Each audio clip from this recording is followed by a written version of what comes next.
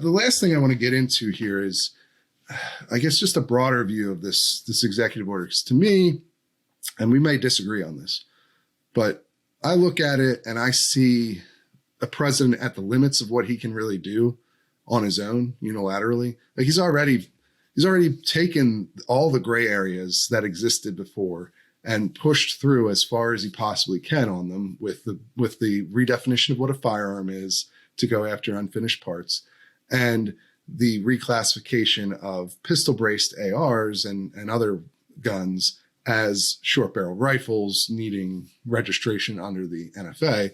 And now he's more trying to, this feels more symbolic. I know that we've just talked about the potential,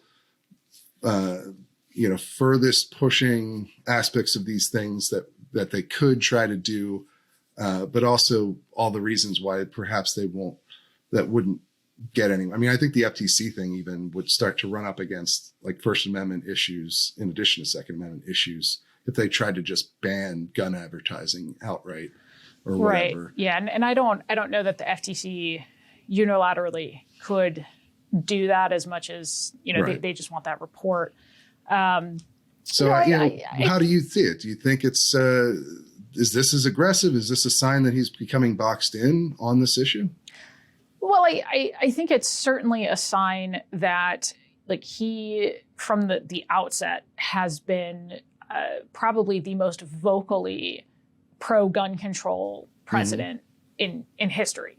Sure. This has always been from the beginning his plan to cater to gun control advocacy groups.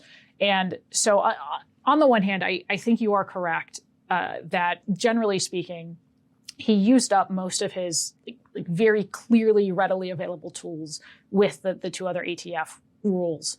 That was those were the two most obvious ways of going after, at least on a wide scale and a direct scale, going after gun owners and gun ownership, and making life more difficult.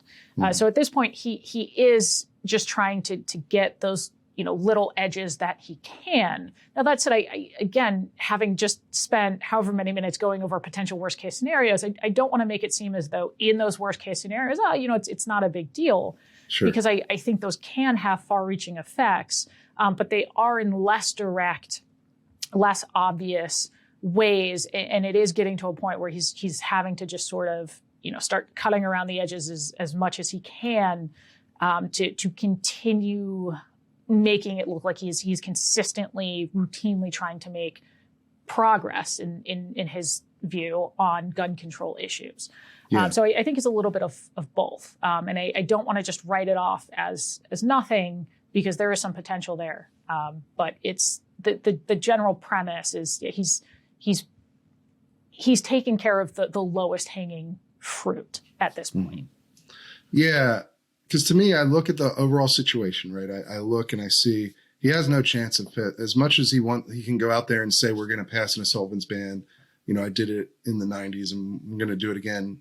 No, he's not. Like, it's not going to happen in this Congress. It's just, there's no chance of that. There's really no chance of him getting anything he would want on guns from this Congress, even because it's an even harder sell than it was in the last Congress, where he did get that bipartisan bill that, we could talk at length about, but is relatively minor as far as what he actually wants. It's certainly not an assault weapons bill, right? Right. And so he's got no real legislative hope of passing his agenda.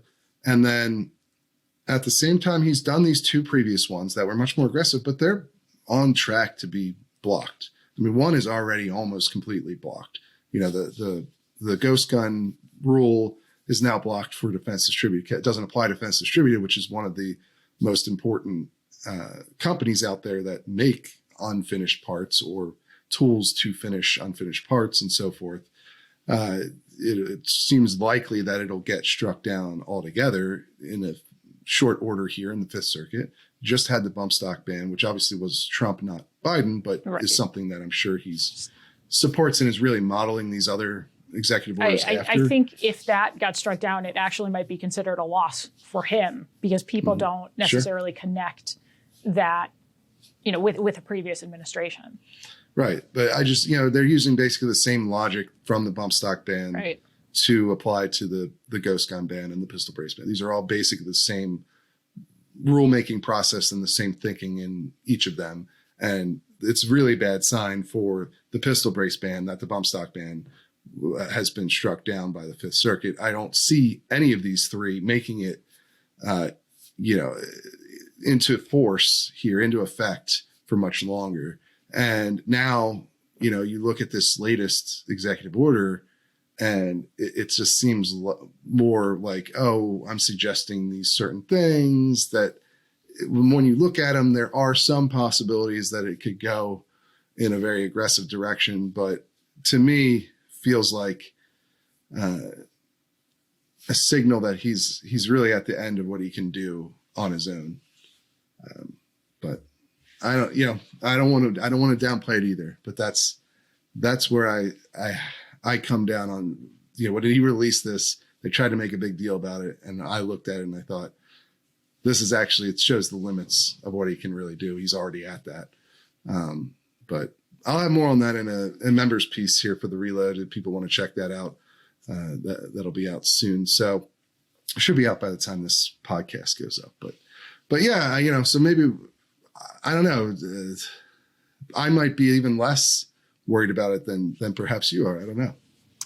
Yeah, and again, it's hard with an administration that has been so vocally anti-gun and so very clear from the beginning that they want to do whatever they can to make this difficult for law-abiding gun owners and make it difficult on the lawful gun industry, that I almost have to assume they're going to stretch for the limits of what they can do, sure. Even if it's not quite, worst case scenario. That, again, even though this is largely, I think, wanting to make it seem like they are continuing to do something on guns, and there are clearly limits to the something that they can do. I think they are trying to push it to those limits. But again, I think all of that will be up for a conversation when we see what the actual language is from these rules. Yes. And I look forward to that conversation. Very good point. And yes. I hope I am wrong. I hope they don't try to stretch it to those limits, because those limits could be very problematic.